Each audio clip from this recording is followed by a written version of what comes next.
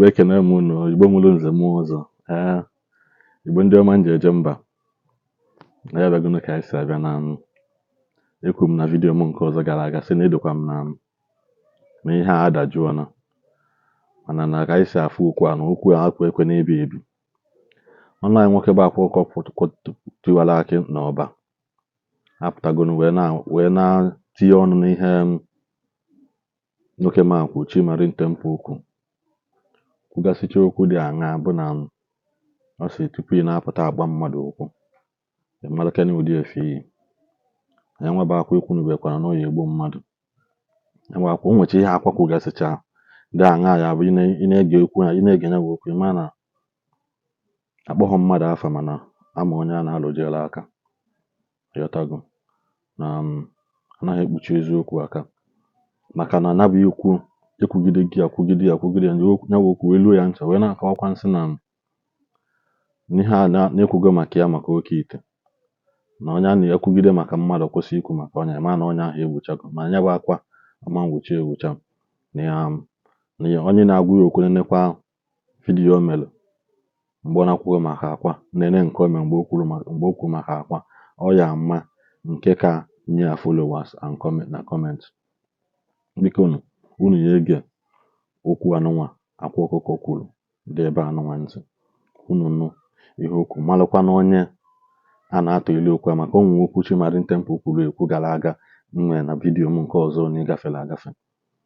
okwu nwezi ihe okwu maka ma akwa apụtagokwana kịta wee saa ya anya bụ okwu maka na Awka Okuko Tiwaraki ịchọpụta ịma na ọ jighịzi ike apụta soshal midia kịta maka na ọ pụtakwa o nwere ihe o ji wee bịa mana okwu nke o chiri ọnụ kịta nwee ka o siri nwee na-asị biko dajụọ ọnụ unu ebutezi n'ọzọ nke unu kwuru ekwu izuena na aha ụfụ aha anụnwa anyị bara abịa adagide ga na-ada ka o si ada biko mmadụ egbukwana nke anụnwa n'isi biko dodo nenenu vidiyo unu nụ ihe Awka Okuko Tiwaraki kwu were ọnụ mmale m amụ na akwa dibịa nke anyị ma ejuo ya ya eme ọzọ na a na-ekwurozi maka anyị eme ekwuo maka anyị na onye wukata kwụsị iwu ndị owewa naanị iyi otego ndị asị onye ya ewu ya wuo mana abụgo m na onwe onye kwa ewu ya bụ na m sara kwa ọkụ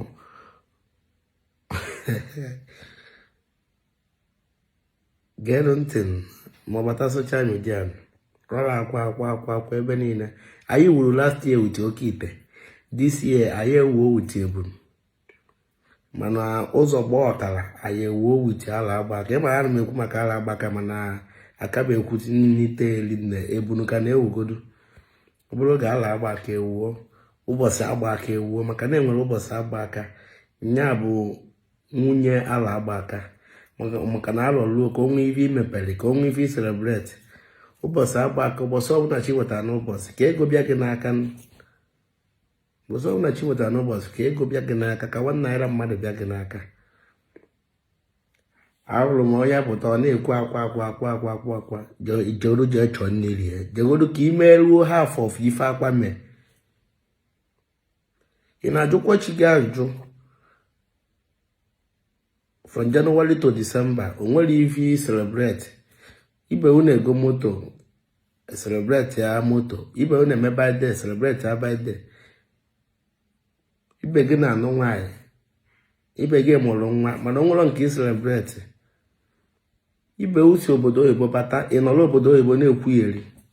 na-akụ eri mana ebere mụrụ m ụnụ ihe a na-achọ bụ ka asị na-akwa agburu mmadụ maọbụ ka m pụtasị ịfụkwa ọnwụ na mụ na nwunye eme na mmemme nke nwa echi niile onwe iwe mere ka asị na-akwa egbuo mmadụ onye polisi bụ egbe a na-anyara isi na egbu mmadụ maka na onwekwara ife mee mmadụ ahụ anyị azụ na nya gbagburu ya onwekwa onye nsị na mụ ya egbu mụ ada egbu mmadụ adaba egbukwa mmadụ mana ya dolo ka esi chere m adama egbukwa mmadụ ya enwe onye ngwa na mụ ya egbu mana agbasa ọsọ agụa maịlị maka na onye chọrọ nwa dibịa okwu na-edebe anya na o nwere ibe nwa dibịa ya eme o nwere mmụọ na-ejere nwa dibịa bụ ozi emesịa ife niile jụkwa oyi ọ ya abịa toyo ka ọ jụọ gị ajụjụ ọ bụrụ na ọ bịa alụ ajụjụ ma ị zatara ọgụ na ya alụ so ọ ya adịrị unu nche mma Igbo bụ Igbo this year ya bụrụ a year of favor, a year of joy. Ibe abụ nwetara last year this year ị ga-enweta ibe m kwuru dị ibe abụ ya gaziere gị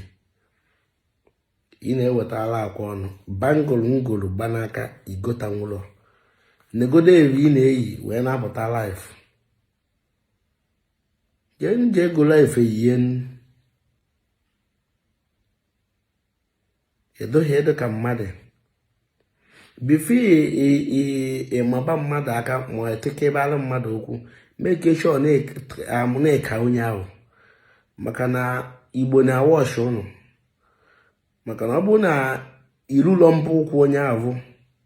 gbapụtara n'ụkwụ ya ị na-atụnyere okwu ụvọ ndị amalụgo na-anya ukwu ụvọ ndị amalụgo na-amụ na ịmara ihe ụvọ ndị amalụgo na-ebi mbesi maka na biri na-atụnyere mmadụ okwu wọchigodo onwe o wọchigodo level of onye na-atụnyere okwu onye lụrụ họteelụ na mbụ mepesie rụnyere iwu na enu wandeke rụọ ụzọ na-eme ihe odogwu na-apanye ndị mmadụ moto mana igota nwere ofu moto ọ panyere mmadụ gbaba asị na ọgụ nwe ị nwere wandeki mmepe asị na ọgụ nwe na ọgụ rụrụ wandeki bifo ị na-ekwu maka mmadụ na-elegodo onwe gị na bifo mmadụ a na-akọ mmadụ ọnụ nekwa chekigodo onwe gị efe ọ na-emara ire ihe echezi ka agba were niile oge ezewe ọnụ anyị makwa na iji anyị enwe followers maka na iche ka esi nsi iji kwube maka akwa ifo dị like na followers ị na-enweta ijiri enwe a na mood nnekwu na mood nkotonko cheki elu last video ime ka ị marụ ha many like ị na-enwe marụ viewers one ị na-enwe mana ikwuo maka akwa inwebe nnukwu viewers kwugodu maka onwe ma ọ bụ post go picture ka ị marụ ha many like ihe enwe mana just post picture akwa dee akwa skefu how many like na how many comment ihe enwe ka ihe marụ na onye akpọrọ akwa abụrụ obere mmadụ Awka Okuko Tiwaraki ume edokwa ya Awka Okuko ọbụla Tiwaraki bụkwa nnekwu akwa ọ bụrụ ọkwa fintriki o mekwara eme bikiafụ ịmalụ level ijekwuru o nwere ụdị ndị abụ ọbụla na-ekwu okwu a maọbụ na-agba akwa okwu egetụ m ntị mana enotisiri m ụnụ the more ị na-ekwu maka akwa ka m na-aga haya na disi amakwa nna m ya afụ ụzọ maka na ndị lọji si ma na họteelụ ndị nọgasị ma na họteelụ na-eche akwa bụkwa aja dị n'ala mana kịta ya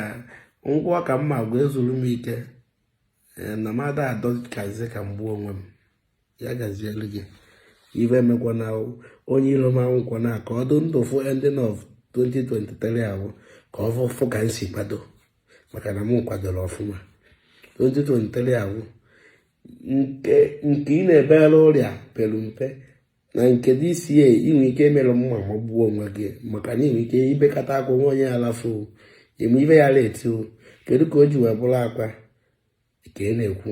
maka na ọ nwere ọka imegide ka iwuruo half of ife nwu akarịsịa mụ bụ karịsịa onye ọbụla tụle dibịa mụ na-agwọ ọgwụ kweta na mụ na-agwọ onye ọbụla wee dị proud na ọ na-agwọ ọgwụ ndị nkwụsị ịgwọ ọgwụ anwụrụ m adọmadọ na-esi moho daalụ akarịsị abalị amasụ abalị unu anụgoni anụ unu afụgo ka ya bụ okwu si wee dị biko na ụmụ Igbo anyị biko na ejighọ ntụgbu zọgbuo wee mara Igbo ejighọkwanụ ekworo n'anya nkụ wee mara Igbo onye ọbụla mara ihe ọ na-eme n'aha anụnwa biko na ị na-eme ihe ọma mesi ya ike ị na-emekwana ihe ọjọọ sele aka na ya maka na ọgwụ niile akwa gụchara anyị ebupụta akwa mmadụ ka anyị agwọrọ ya maka ọ sị na ndị nọ na họteelụ ya ka nkụ dịsi ihe nọ na họteelụ na ọ gwọrọ n'ike dị anya ezuo ike, ọ gwọrọ dị na onye anaghịzi emenyawa ihe gidigidi onye gwọrọ ka ike dị ya ozuo ike. Wee na-asị biko na ụmụnne m doodonu si akụchikwana mmadụ ike n'afa, si akụchikwana ezi mmadụ si aga, unu aweezi na fanta na koku na mmiri mmadụ na-echu si na unu achụ aja. Na mgbe gbedum na-enweta onye chụrụ aja na mmiri, akpụli anya wee mkpokoro ojuna n'onu kpọrọ ya n'obodo mee ihere ọ achụọ ya n'obodo. Mana kịta anyị na-ewezi ka ndị nwere ya ama, onye kwuo eziokwu apụtasị kpọta ya ka egbue, onye kwuo eziokwu apụtasị ka kpọta ya ka egbue. Mana udo dịcha, kenekwa m unu, ike adịkwa ozi mụnwa n'onwe nke m na okwu ọlụgo oge ọha na eze ndị Igbo ya apụta dọọ onye ọbụla aka na ntị sị ha ozugonu unu ada apụ ala.